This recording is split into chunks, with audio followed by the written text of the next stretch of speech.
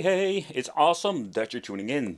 Because there is a new brand in town. This is also called the Game Box, but it is 8K Ultra HD set-top box. Doesn't make any sense because there was nothing to do with 8K. Maybe you can plug it into your 8K television, but in my opinion, everything that is not even running sometimes in 1080p. So what I'm actually going to get is just a complete kit with an Android stick, two controllers, the Bluetooth voice remote that we're not going to be using, an HD cable and a power cable. There is no adapter whatsoever most of the time. But what are we going to get is a very tiny, very cool looking game stick. They also say it over here, TV and game stick. What you need to do is unplug it and just plug it into your television. Give this thing some juice with the micro USB cable. And yep, you can just plug it in and you can just enjoy some retro games.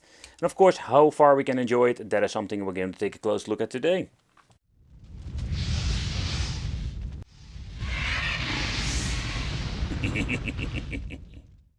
Coming with 64 GB, it's more than enough for most collections, but take consideration, there is a fly in here, go away. But basically this is like very cheap quality when it comes to the SD cards, so take into consideration that you need to back up these things, yep, because otherwise it's highly possible they are getting corrupted. Inside we're going to get ourselves more goodies. The controllers, and with the controllers it's always a gamble, and this thing, man, this feels really cheap, very strange plastic. The battery compartment, two AAA batteries, and on-off switch is the same configuration that I've seen many times before. But it is absolutely cheap quality. You can just feel it by holding it. The D-pad.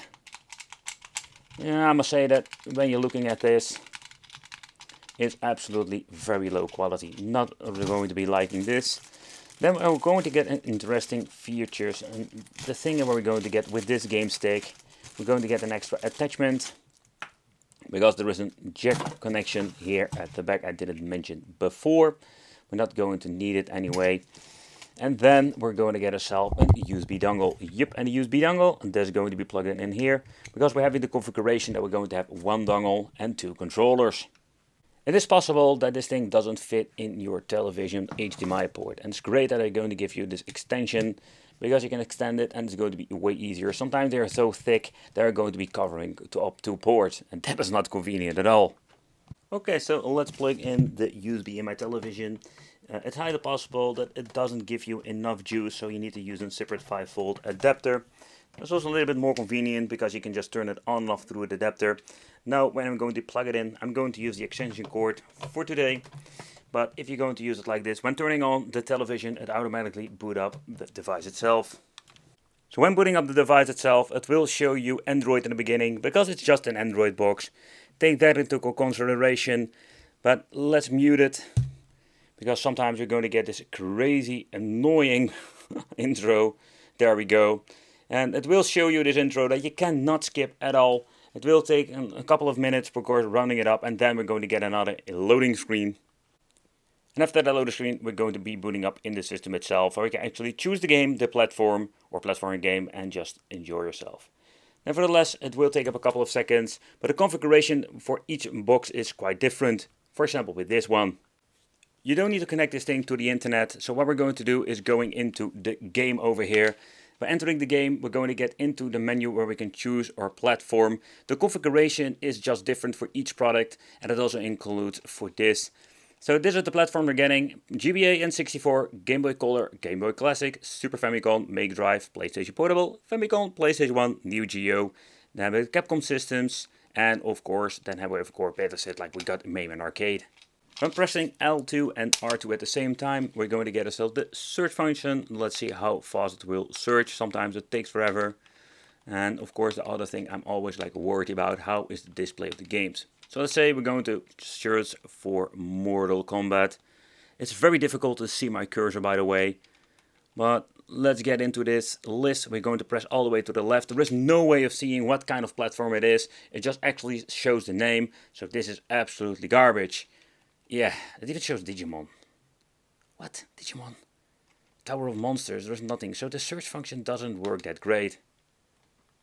Pressing select and start, we're going to get the quick save, quick load option for each single game. Here we're having different slots where we can quick load and quick save, and the joystick configuration over here. It's very limited with the stuff that you can do actually. So that's it, there is no way of configuring the emulators whatsoever, so you're stuck with what you're seeing over here. Also, when you're going to get into the list, it looks kind of basic. We're just going to get ourselves like 2 pictures, getting this like multi-card feeling by the way. But that's it, that's the only thing that we're going to get. So what I did notice, there was no way of changing the aspect ratio. Here we're going to get into menu. The only thing we can do is mess with the joysticks, make a quick load, quick save, and that's it.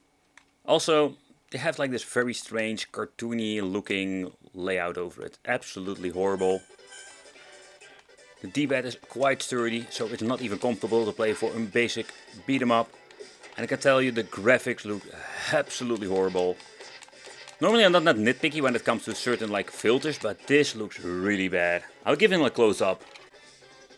I know why they're doing this, because let's be honest, the pixelated games stretch out looks horrible, but this doesn't make it any better. Next up, let's try a little bit of the arcade part.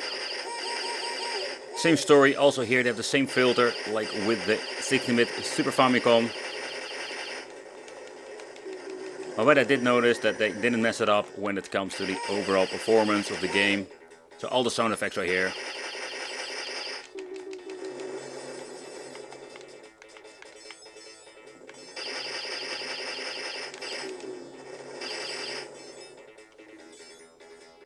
There are only a handful of games that will run great on a stick like this, and I can tell you Automobile Lamborghini is one of those games that can have problems.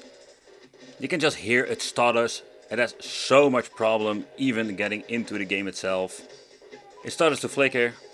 In my opinion, N64 is like a hit or miss with these things. Let's get into the gameplay shortly just to see what happens.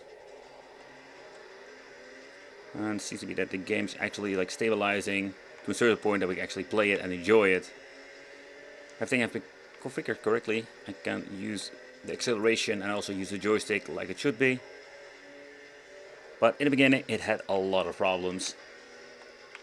So let's jump into the PlayStation Portable. Still one of my favorite systems to play, not on these devices, because they do struggle a lot with it. Implemented frame skipping and a lot of slowdown, or at least like speed ups.